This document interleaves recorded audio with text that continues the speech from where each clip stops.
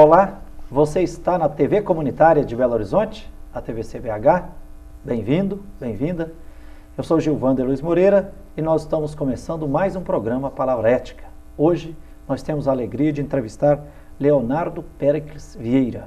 Leonardo, bem-vindo aqui no programa Palavra Ética. Obrigado, Frei Gilvander. É um prazer para nós estar presentes aqui nesse programa importante aqui na TV Comunitária. Sinta-se em casa. Leonardo Péricles Vieira é coordenador nacional do MLB, Movimento de Luta nos Bairros, Vilas e Favelas. O Leonardo Péricles Vieira tem curso de Biblioteconomia incompleto na UFMG e já foi presidente da Associação Metropolitana dos Estudantes Secundaristas de 2001 a 2005 e de 2009 a 2011 foi diretor da União Brasileira dos Estudantes Secundaristas e da União Nacional dos Estudantes.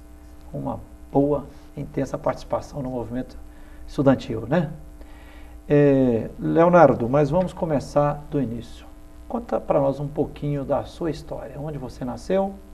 Quais as principais influências da sua infância, adolescência? O que contribuiu para você ser quem você é hoje e fazer o que você faz? Assim, eu nasci em Belo Horizonte mesmo, né? Eu comecei, assim, minha trajetória no movimento social, no movimento estudantil. Na escola, eu estudava numa escola particular, mas tinha bolsa e teve um corte uma mudança na lei de filantropia na época, que era uma escola católica, e aí começou um movimento, porque a maioria dos estudantes ia ter que sair da escola, porque não ia ter grana para pagar a mensalidade inteira. De família simples, então. Isso, de família simples, lá dava um jeito, lá tinha 75% de bolsa, e aí começou um movimento, né? E um rapaz lá na escola já participava do movimento estudantil, chamou todo mundo, fez uma manifestação e tal. Eu não acreditava muito nesse negócio, mas fui, e dali comecei, deu certo, conseguiu barrar o aumento da mensalidade, e a partir dali eu comecei a atuar no movimento estudantil. Aí fui para o movimento secundarista alguns anos, depois entrei na universidade, na FMG, continuei no movimento, e o acúmulo dessa época foi muito importante para que eu pudesse hoje atuar no movimento comunitário de bairros, vilas e favelas através do MLB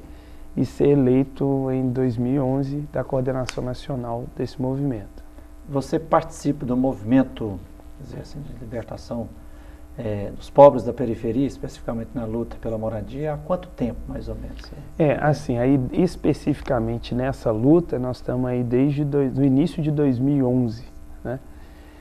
Sempre apoiamos no movimento estudantil, sempre estava lá apoiando, indo nas lutas, participando, mas diretamente desde 2011, né? Leonardo, o que você traz no peito aí? MLB. O que é? Qual a origem? Um pouquinho da história, o que faz? O MLB é um movimento que existe desde 2009, né? Então está com 3 aninhos. 13. 13? Desde 99. Ah, 99. Desde 1999. 13 anos de história. 13 anos que existe. O ponto de partida, um dos pontos de partida é um movimento nacional. Existe hoje em 14 estados. Um dos pontos de partida foi exatamente aqui no nosso estado, em Minas, em especial na região do Barreiro, em Belo Horizonte, a partir da ocupação da Vila Corumbiara, que é uma ocupação que aconteceu em 96, que organizou 400 famílias. E lá hoje é um bairro, né? Tem transporte escolar, tem asfalto, tem título de posse. Foi na mesma época, abril, do massacre de Eldorado dos Carajás, né? Exato, exato. E também, há pouco tempo, ou na época, tinha acontecido também o massacre de Corumbiara. Exato, um ano antes. Isso, e foi em homenagem a esses trabalhadores, tanto que tem uma rua... por isso que chama Vila Corumbiara. Vila Corumbiara, tem uma rua lá, inclusive... Estava menos de um ano do massacre de Corumbiara, em Rondônia, né? Exato. E tem uma rua, inclusive, que chama Sérgio Rodrigues Gomes, que foi um jovem assassinado nesse massacre de Corumbiara lá. Então, você falou rapidamente, mas só para gravar, quais são as conquistas dessa ocupação que aconteceu em 96 da Vila Corumbiara? A Vila Corumbiara foi uma ocupação, na época, 400 famílias ocuparam um terreno abandonado da Prefeitura de Belo Horizonte, e em 15 anos é uma vila muito vitoriosa, porque teve sempre uma associação muito ativa, e eles conquistaram transporte escolar, foi dos primeiros bairros lá, e acho que até de Belo Horizonte, a ter o transporte escolar gratuito, asfalto, né? Saneamento básico e ainda o título de posse. Com 15 anos tinha o título de posse. Tem vilas que tem 20, 30, 40 anos em Belo Horizonte, região metropolitana, que não tem metade dessas conquistas. Tudo sem contar a moradia própria. Exato. Tudo fruto da organização e da luta do povo lá daquele lugar. Esse é um dos berços, ou o principal berço nascedouro do MLB. Exato. Então o MLB nasceu da necessidade desse povo de se organizar e lutar. Ele luta pela reforma urbana, ao centro da ação do movimento. Partimos das necessidades das pessoas, que vai desde a questão da educação, da saúde, mas o centro da luta do MLB é a questão da moradia. Leonardo, você fez referência a uma das bandeiras do movimento de luta nos bairros, vilas e favelas, é a reforma urbana. Uma curiosidade, reforma urbana é diferente de urbanização de vilas e favelas? Com certeza, com certeza. Qual a diferença? Porque é o seguinte, a gente entende a reforma urbana como um reordenamento das cidades a partir da perspectiva daqueles que mais necessitam, né? E se reordenar a cidade no sentido de garantir o direito de ir e vir, que isso é um problema para as grandes cidades hoje, porque milhões de pessoas não têm como se deslocar, e como a maioria do serviço está concentrado nos centros das cidades, nas áreas mais distantes de onde quem mais precisa mora, para se deslocar já é um problema. Mesmo a questão da moradia, quanto mais pobre, mais longe se mora. Então, trata-se de um combate direto à especulação, um reordenamento da cidade para que a vida esteja à frente do lucro, né, da especulação. Então, a reforma urbana, na nossa perspectiva, não é essa da Savassi que nós estamos tendo hoje para a Copa do Mundo. É um reordenamento para que a moradia, o direito de ir e vir, as condições básicas de saúde, de educação estejam disponíveis para as pessoas, né? Então é bem diferente também do programa Vila Viva, aqui em Belo Horizonte, né, que começa a partir das favelas do Centro-Sul, estão mais próximas dos bairros nobres, retira 40% da população e paga uma indenização questionável no seu valor, e tem que ir para as periferias da região metropolitana e coloca o pessoal em apartamentos pequenininhos que depois de alguns anos as famílias não conseguem ficar mais ali, né?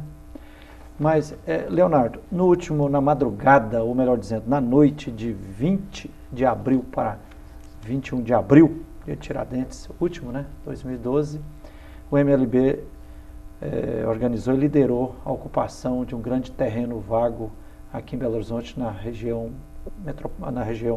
do Barreiro, né? Conta para nós um pouquinho. O que aconteceu? Como é que foi essa história? Seguindo o exemplo, né, que a gente já falou da Vila Corumbiara, nosso movimento faz ocupações no Brasil inteiro, uma vez que o déficit habitacional é muito grande no nosso país, né? São milhões de pessoas que não têm moradia própria, e aqui em Belo Horizonte não foge disso. Então a gente organizou, a gente já vinha 9 meses reunindo alguns núcleos de moradia e debatendo o que a gente tinha que fazer, porque o déficit habitacional aqui oficial se diz 60, 70 mil, mas o próprio pessoal de moradias, mas o próprio pessoal da prefeitura já admitiu em reuniões conosco que tem pelo menos o dobro disso, e nós acreditamos que é bem mais. Então, são mais de 120, 130 mil famílias que não têm onde morar em Belo Horizonte, que vivem em área de risco, de favor. Disso, do volume grande, muito grande do déficit habitacional, me recordo que parece que no primeiro dia que lançou aquele programa do Minha Casa Minha Vida, para as pessoas se cadastrar, parece que em um dia chegou a quase 200 mil famílias, né? E é importante contextualizar nesse sentido também. Desde 2009 não tem inscrição mais no Minha Casa Minha Vida, em Belo Horizonte. Inclusive, não foi construída nenhuma moradia para as famílias de 0 a 3 salários mínimos, que é a grande maioria... Então, que a Prefeitura de Belo Horizonte diz que já foi construída para famílias acima de 3 salários mínimos? Exatamente, porque a grande maioria que precisa realmente, que não tem como entrar numa prestação de um programa da Caixa Econômica, enfim, de alguma construtora, essa parcela de 0 a 3 e, em especial, a parcela de 0 a 1,5 salário mínimo. Então, na ausência dessas construções, né, a ausência do maior programa habitacional do Brasil, que embora a gente tenha várias críticas e tal, a gente participa do Conselho Nacional das Cidades, com o MLB, atuamos e fazendo as críticas devidas, mas várias cidades já avançou muito mais que Belo Horizonte. Então o resultado é que as famílias, resolvendo se organizar, essas que a gente estava reunindo nos núcleos, tiveram como alternativa ocupar um terreno. Então vocês acompanharam essas famílias numa preparação em vários meses? Vários meses, 9 meses. Como é que é como é que encontra as famílias que estão sem casa, esses núcleos, como é que trabalha? Primeiro que assim, o movimento nosso já atua nos bairros, com as associações e tal, e a gente fazendo as primeiras reuniões, há um ano atrás ou mais, quando a gente estava preparando no período do nosso Congresso Nacional, a gente foi ver qual é o problema central que as pessoas estão apresentando hoje. E a gente falava, é educação, é o posto de saúde que está faltando, também e tal, mas qual que é a questão central? Olha, gente, porque a gente não tem onde morar. O problema é esse, olha, eu pago um aluguel que é mais da metade do que eu ganho. E a lei da gravidade existe, não dá para viver no ar, né? Exato, eu não tenho como, estou morando de favor, né? Enfim, então a gente viu a demanda é a maior que hoje o povo vive. Então, resolvemos organizar esse povo, fomos com megafone, às vezes um carro de som emprestado de um sindicato, e fomos passando nas ruas, nas periferias, nos becos, nas áreas que a gente sabe que tem inundação, as áreas em área de risco, o pessoal debaixo das redes de alta tensão, da CEMIG, nas favelas, enfim, e fomos ali convocando, né, o pessoal para fazer uma reunião. A primeira reunião que a gente convocou, por exemplo, na Vila Pinho, apareceram mais de 70 famílias para participar da reunião. Então a gente já viu que ali estava o problema é sério. O centro. E aí começamos a reunir, debater, nesse período fizemos formação e tudo, e fomos vendo que o caminho não era outro. 15, 20 dias antes da ocupação, quase a metade das famílias que estavam organizadas nos nossos núcleos foram despejadas. Ou estavam morando de favor, na casa de parente, ou realmente não tinha para onde ir mais, não tinha mais como pagar aluguel. E é uma coisa tão grave, Frei Gilvanda, que estava conversando com algumas pessoas agora, nesse período da ocupação, o pessoal apresentando o contra-cheque. Ganha 600 e pouquinho, aí tem os descontos e tal, aí cai lá para os seus 500 e pouco, 400 e pouco, e o cara paga 400 de aluguel. Então, literalmente, as pessoas passam fome. Eles falando assim, olha, é isso, eu pagava aluguel e passava fome, Léo. É isso, passava fome. Leonardo, na madrugada do dia 21 de abril último, 2012, quantas famílias participaram dessa ocupação no Barreiro? Isso, nós fizemos lá a ocupação Eliana Silva, que é em homenagem a uma grande lutadora do nosso movimento, que morreu vítima de um câncer de mama em 2009. Foi a luta que ela não conseguiu vencer, a liderança inclusive lá da Vila Corumbiara.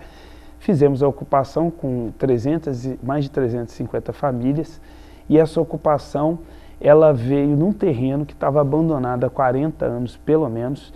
Segundo o que dizem os moradores mais antigos, a gente foi pesquisar, minha mãe também, minha avó dizia desse terreno e tudo, aí quando a gente vai pensar bem, pelo menos desde 1500 esse terreno deve estar abandonado lá, desde o descobrimento. Ok, né? Léo, a prosa está boa, mas nós vamos ter que fazer um pequeno intervalo. Nós estamos hoje aqui no Palavra Ética, na TV Comunitária de Belo Horizonte, entrevistando Leonardo Péricles Vieira. Leonardo Péricles é coordenador nacional do MLB, Movimento de Luta nos Bairros, Vilas e Favelas, e também tem curso incompleto de biblioteconomia na UFMG e já foi uma grande liderança estudantil. Nós vamos a um pequeno intervalo e voltamos já já para que o Leonardo continue apresentando para nós aqui a mais nova ocupação urbana que aconteceu em Belo Horizonte, ocupação Eliana Silva no Barreiro. Fique aí e voltamos já já.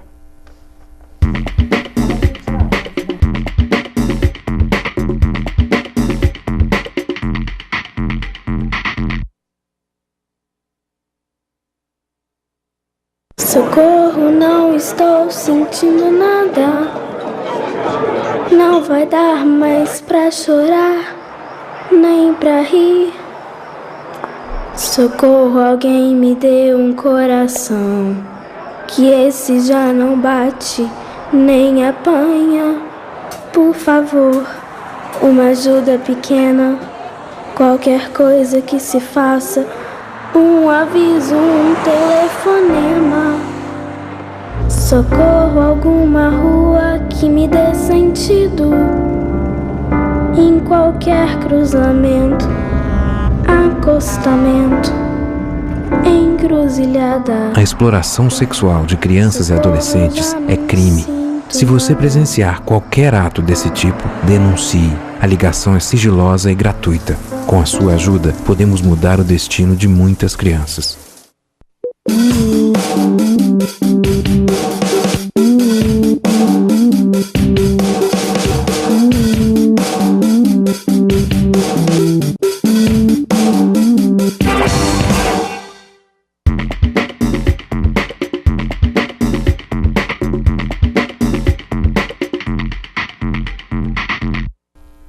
Olá, você está na TV Comunitária de Belo Horizonte?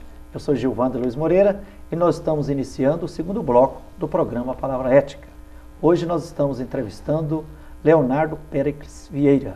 Leonardo é coordenador nacional do MLB, Movimento de Luta nos Bairros, Vilas e Favelas. Leonardo também tem curso superior incompleto em biblioteconomia pelo FMG, e foi presidente da Associação Metropolitana dos Estudantes Secundaristas de 2001 a 2005 e de 2009 a 2011. Leonardo Péricles Vieira foi diretor da União Brasileira dos Estudantes Secundaristas e também da UNE, União Nacional dos Estudantes. Leonardo, você estava no final do primeiro bloco, estava começando a contar como é que um pouco da realidade da preparação e da ocupação Eliana Silva, né? Aliás, quem quiser conhecer mais, eu já adianto, tem até um blog na internet, www.ocupacãoelianasilva.blogspot.com.br ocupacãoelianasilva.blogspot.com.br, né? Então, o Leonardo estava no final do primeiro bloco, começando a apresentar essa mais nova ocupação urbana que aconteceu aqui em Belo Horizonte, na região do Barreiro. Deram o nome, batizaram de Ocupação Eliana Silva, né, que aconteceu na madrugada do último dia 21 de abril de 2012, e com cerca de 350 famílias, né, sem terra e sem casa, né. Como é que foi a ocupação? Foi fácil ou foi difícil entrar lá nesse terreno abandonado que você estava dizendo? Olha, assim, até que não foi tão complicado a gente fazer a ocupação, né? Claro que exige uma preparação importante, que a gente falou, de vários meses de preparação, e tal, falou, etc. Né? Mas a entrada no terreno não foi tão difícil, até porque é um terreno abandonado, né? Estava muito tempo. Vocês tinham feito uma pesquisa antes? Tinha, inclusive porque levantamos imagino que não é aleatório assim, qualquer terreno, Sim, né? Levantamos em cartório a documentação que comprova que a terra é devoluta, ou seja, terra que não tem dono, terra do Estado, né? E essa ocupação, ela passou a dar vida para aquele terreno. O difícil foi o enfrentamento já do primeiro momento, porque quando o terreno está vazio, estava sendo usado para desova de cadáver, estava sendo usado para tráfico, para desmanche de carro. A polícia não estava lá protegendo o terreno, não? A polícia não fazia nada pelo terreno.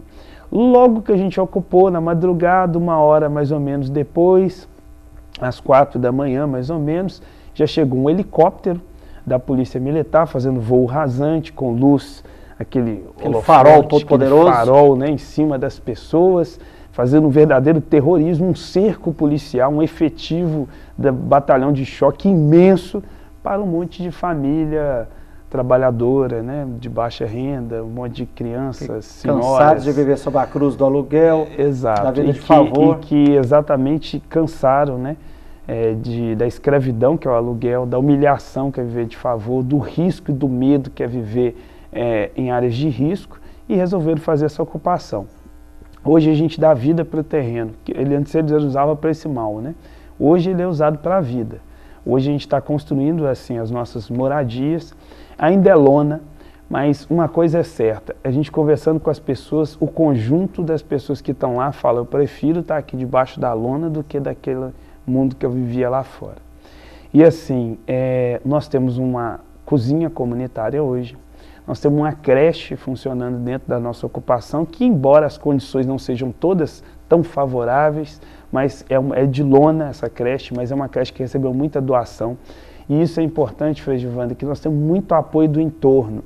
A comunidade nos apoia, seja comerciantes que mandam pão, o pessoal da padaria todo dia manda um pão para a gente, o pessoal dos sacolões ajuda com legumes, o pessoal dos supermercados doa cesta básica e principalmente aquele anônimo, aquelas pessoas que vão lá simplesmente, espontaneamente ajudar, doa roupa, né, cobertor, enfim. Então sempre chega doação para a gente.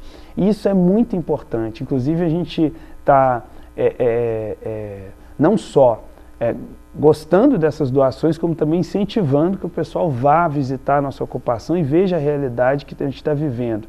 E o mais importante também é que a gente não só passou a dar vida para aquele terreno, como também dá perspectiva para as pessoas que lá se encontram, né?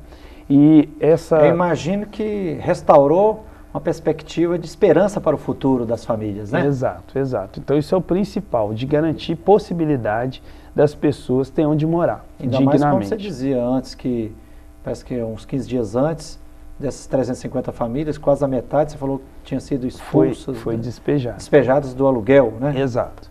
Então, a elas não restava outra opção. O Estado não garantindo, o Estado, eu digo a Prefeitura, o próprio governo do Estado e o governo federal não garantindo as condições básicas para as pessoas terem onde viver, onde morar, porque isso é dever do Estado, está na nossa Constituição, só tinha essa opção. E outra coisa importante, porque a Prefeitura também veio com um boato de que a gente estava fazendo isso para desgastar o prefeito e tal, ano de eleição. Olha, primeiro que a gente já disse e vou repetir, ninguém em sã consciência vai para debaixo da lona com criança, idosos, mulheres. O senhor já esteve lá, já viu qual é essa realidade. Tem até o Valdélio lá que é cego. Exato, exato. Vira 2 crianças que têm síndrome de Down. Exatamente. Vê crianças lá que têm problema de epilepsia. Exatamente. Não então, é brincadeira viver debaixo daquela lona preta, sob o sol escaldante ou sob o frio dessas noites, que o frio está se A última madrugada fez muito frio e lá é uma parte alta, vento, então a sensação térmica é que dá mais frio ainda do que... E com o plástico preto esfria muito mais ainda, exatamente. Né? Então a gente está assim, então ninguém em sã consciência vai para uma situação dessa porque a gente quer, acha legal desgastar o prefeito. Não estamos lá para isso. A gente fez essa ocupação por necessidade. O que desgasta o prefeito, na nossa opinião, é a falta de projeto habitacional real para resolver, né, o problema. É deixar que Minha Casa Minha Vida não funcione até hoje, é não enfrentar a especulação imobiliária, porque não se resolve o problema da moradia sem enfrentar a especulação. Não dá para conciliar, isso são pontos inconciliáveis. O aluguel só aumenta, depois que anunciou Copa do Mundo no Brasil, em especial em Belo Horizonte, só aumenta o aluguel. Leonardo, você está citando aqui o caso do grande déficit habitacional, do grave problema social, a injustiça social reinante em Belo Horizonte, né, que resulta na falta de terra e de moradia para a população de baixa renda. Mas, por exemplo, eu estou junto com as Brigadas Populares acompanhando 6 ocupações urbanas em Timóteo, na região do Vale do Aço, e ocupações que aconteceram durante uma semana, assim, quase que espontaneamente, sem nenhuma liderança, sem o MLB, sem as Brigadas Populares, sem MST, sem liderança de sindicalista, de padre, de freira, quase que espontaneamente ocupou umas 4 famílias lá e tudo, depois apareceu outra, depois de uma semana, 6 ocupações, mais de 700 famílias. E aí quando veio a liminar de reintegração de postos, PEJs, vieram Belo Horizonte procurar apoio, né? Aí, tem que falar com o Frei Gilvander, com o doutor Joviano. E aí eu fiquei surpreso com aquilo, comecei a perguntar, mas quem está ajudando? Quem que está orientando? Quem está por trás? E aí eu pensei, não, nós mesmos e tal. Falou, quem está ajudando é a Anice. Quem está por trás é a Anice.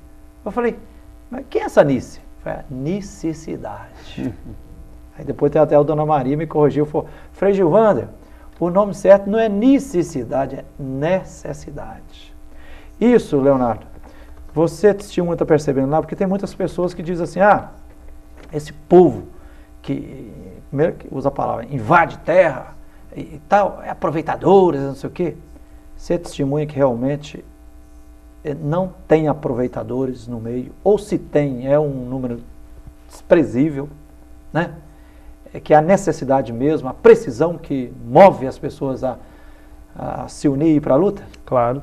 Inclusive, depende muito da organização do movimento, porque espaço para oportunista tem em todo lugar.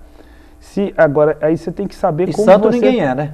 Exigir que pobre vá ser perfeito então também, é o seguinte, santo, você tem que ter uma organização que você vai garantir. Então a gente fez preparação anterior, fez alguma sindicância para saber a situação real das pessoas. Cadastrou as famílias. Cadastro das famílias. Então nós temos documentação, então isso vai inibindo, vai dando menos condição. Agora, esse negócio do oportunista também isso é importante, porque o oportunista, vai lá no movimento para ganhar casa, mas antes dele ganhar a casa, ele passa por um processo que assim é difícil, alguém que quer se dar bem. Aguentar o rojão. Entendeu? Aí ele fica lá 1 ano debaixo da lona, aí depois, assim, é um negócio muito difícil. Então esse boato, tem gente aí que precisa, igual o policial estava falando na nossa porta, tem gente que precisa aí. Eu falei, olha, realmente tem uns aqui que não precisa mesmo não, sei que eles estão aqui para apoiar, eles não estão aqui para poder morar, aí são estudantes da FMG, aí chega com o carro lá, aí o cara, olha aí, ó, viu que tem gente que não, mas ele veio aqui apoiar o pessoal para organizar a creche.